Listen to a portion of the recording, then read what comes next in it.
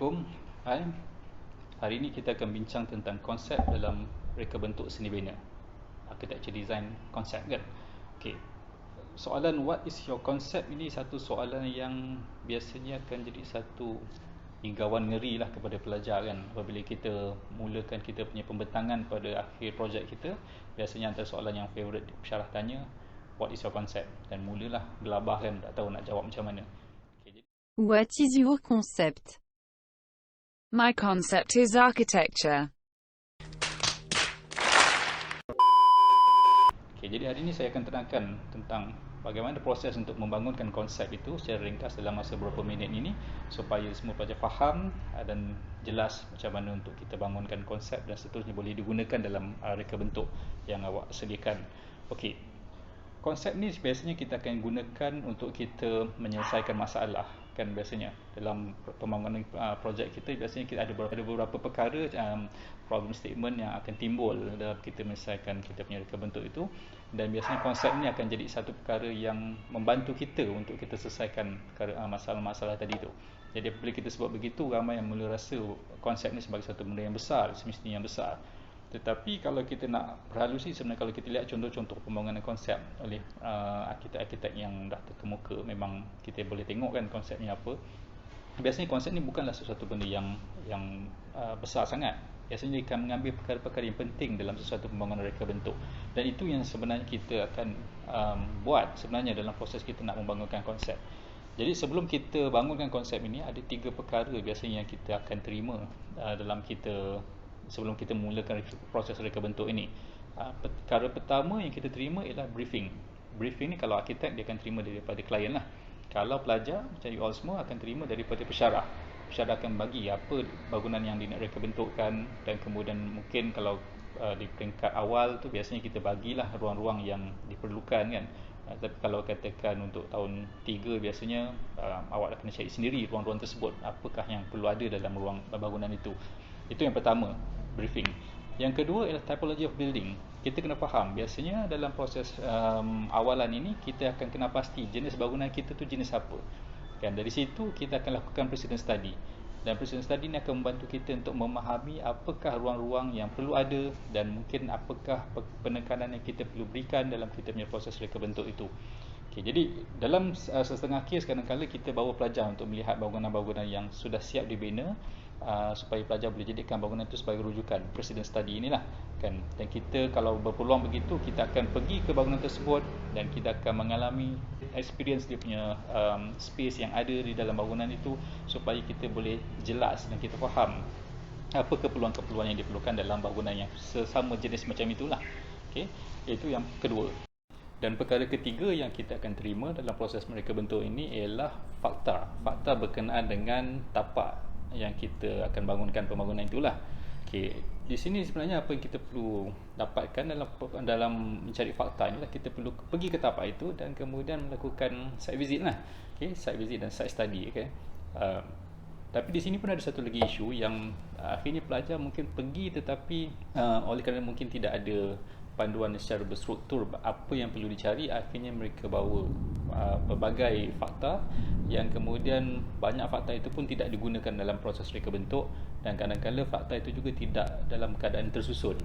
Jadi di sini saya akan share jugalah sedikit bagaimana kita nak dapatkan fakta ini secara tersusun. Okay, kalau kita secara umum untuk reka bentuk ni biasanya kita mahukan satu reka bentuk yang sustainable kan. Okay, jadi kalau dari itu, apa yang kita perlu cari di tapak ni sebenarnya terbagi kepada aspek-aspek sustainable itu sendiri. Dan sustainable ini kita sedia maklum ada 3 komponen yang paling penting, iaitu social, ekonomi dan juga environment. 3 perkara ni. Jadi sebenarnya bila kita turun ke tapak di peringkat awal, apa yang kita perlu cari di tapak itu juga ialah berkisar kepada 3 perkara ini. Kita kena lihat apakah aspek-aspek sosial yang ada di situ, dan kemudian apakah aspek environmental dan juga apakah aspek ekonomi.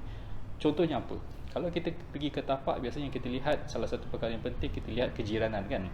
Kejiranan itu ialah aspek sosial. Kita lihat siapa jiran kita, dan kemudian dari aspek bagaimana tapak kita itu boleh diakses, itu juga dari aspek sosial. Bagaimana orang boleh datang, adakah public transport boleh sampai ke situ, ataupun kita perlu merentas tapak orang lain untuk sampai ke tapak kita kan. Jadi itu kita perlu pertimbangkanlah dalam keadaan itu. Dan kemudian kalau aspek ekonomi itulah bagaimana?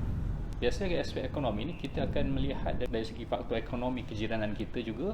Dan kemudian kalau katakan pembangunan kita bangunkan itu bersifat bisnes, apakah dia punya business potential yang ada di situ kan, produk mereka tu untuk klien kita ataupun produk yang daripada bangunan kita bina itu, produknya adakah boleh dibawa masuk ataupun dibawa keluar daripada tapak itu dengan baik. Kemudian dari segi, dan ini ada kaitan juga dengan tadi tu traffic, kita akan ada kita punya loading bay dan sebagainya kan, untuk kita bawa dan bawa masuk dan bawa keluar barang-barang daripada tapak kita. Itu pun kita perlu lihat.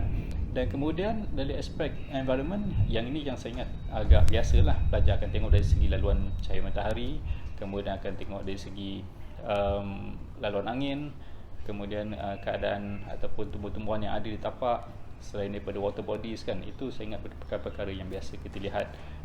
Tapi perkara ini bila kita dapat lihat ataupun kita susunkan proses melihat perkara-perkara ini dalam secara yang berstruktur, jadi kita akan dapat terangkan dalam proses analisis itu secara berstruktur, dan seterusnya kita bawa perkara itu dalam proses reka bentuk juga secara berstruktur. Jadi apabila ditanya adakah bangunan kita itu, hasil reka bentuk kita itu sustainable, apakah elemen-elemen sustainable yang ada dalam bangunan kita juga boleh menerangkan dengan secara yang berstruktur kan. Itu yang pentinglah bagi saya. Jadi apabila kita sudah ada tiga komponen ini tadi, iaitu pertama tadi kalau kita recap balik semula, yang pertama tadi ialah brief daripada klien, yang kedua ialah typology study, precedent study daripada kita punya jenis bangunan, dan yang ketiga ialah fakta berkenaan tapak itu. Jadi ketiga-tiga perkara ini kita akan dapat secara umum dan kita bawa balik untuk kita melakukan proses yang kita biasa buat SWOT lah. Kita nilai apakah kekuatannya, apakah kelemahan tapak itu, peluang-peluang yang ada, dan juga apakah threatnya kan. SWOT itu tadilah. So apabila kita buat pertimbangan ini, sebenarnya sesuatu tapak tu kadang-kadang dia ada perkara yang dominan. Kita kena kenal pasti dari segi fungsi bangunan itu kepada klien yang mereka mahukan bagaimana, dan kemudian apa yang kita dapat daripada tapak itu sendiri.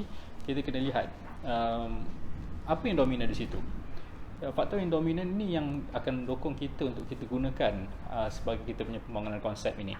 Okey, dalam proses itu sebenarnya kita perlu mengambil kira beberapa perkara yang kita gabungkan.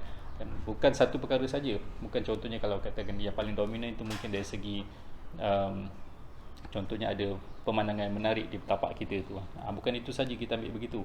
Biasanya kita akan combine dari segi kita beberapa elemen yang kita dah kenal pasti tadi tu, kita akan gabungkan dan bawa keluar kepada satu statement tentang bangunan kita tu harus bagaimana. Saya bagi contoh lah. Kalau katakan ini saya ambil contoh reka bentuk pelajar juga semester lepas. Pelajar berhadapan dengan satu typology building, iaitu youth center yang ingin dibangunkan di daerah Muar, dan kemudian kedudukannya di berhampiran dengan tepi sungai lah. Okey, apabila kita melihat dalam aspek itu, youth center itulah satu kawasan di mana remaja atau belia berkumpul, dan kemudian daerah Muar itu sendiri lah bandar diraja. Kalau di Johor ni Sultan kerap datang ke situ, dan kemudian kedudukan di tepi sungai, satu kawasan yang menarik, ada pemandangan yang menarik di situ. Jadi ia membuka satu ruang untuk pertemuan di antara belia remaja bersama keluarga diraja. Jadi itu yang kita akan pegang, konsep itu kan. Tapi dalam kenyataan ini kita belum namakan dia sebagai konsep. Ini lebih kepada pendekatan reka bentuk kita tu, itu yang kita mahu kan. Maksudnya kita boleh ceritakan apa yang kita mahu dalam reka bentuk itu. Kemudian daripada situ kita perhalusi dan kita akan bawa ke dalam bentuk konsep yang lebih terperinci, dan akhirnya kita akan bawa kepada satu bentuk nama. Saya suka sarankan kepada pelajar, bawa keluar namakan bangunan awak tu kan. Reka bentuk yang di reka bentuk tu kita namakan. Tak kisahlah namanya apa sekalipun, tetapi nama tu tentunya kita nak dia berkaitan dengan konsep yang dibawa, dan juga dia berkaitan dengan pendekatan ataupun approach bangunan itu tadi, dan dia juga menjawab kepada tiga elemen yang tadi saya ceritakan tadi kan, yang kita dah buat analisis daripada proses SWOT tadi tu. Jadi kalau katakan tadi contoh balik semula kepada youth center untuk pertemuan belia dan remaja bersama keluarga diraja, apakah nama yang mungkin sesuai kan? Jadi mungkin kalau di situ kita lihat nama ini, kini untuk menamakan ini biasa kita kena buat homework sikit lah. Apabila kita ada sesuatu konsep yang kuat begitu, dia akan membawa kita untuk membantu kita dari segi bagaimana kita menyediakan ruang masuknya, bagaimana kita menyediakan ruang-ruang yang perlu ada di dalam kawasan itu, kawasan pertemuan remaja dengan Tuanku Sultan tu bagaimana ruangnya. Ini kita perlu study lah sikit kan, supaya ada protokol-protokol yang kita perlu ambil kira dalam reka bentuk kita. Jadi keseluruhannya bangunan kita akan terhasil, akan nampak dia uniknya bagaimana. Dan keunikan itulah yang apabila ditanya oleh panel pensyarah mungkin pada akhir pembentangan, kenapa bangunan itu begitu perlu begitu, kenapa laluan masuknya begitu, kenapa ruang-ruang ini diadakan dan kenapa ruang ini tidak ada, dan semuanya akan menjawab semula balik semula kepada konsep yang kita telah terangkan dulu tadi.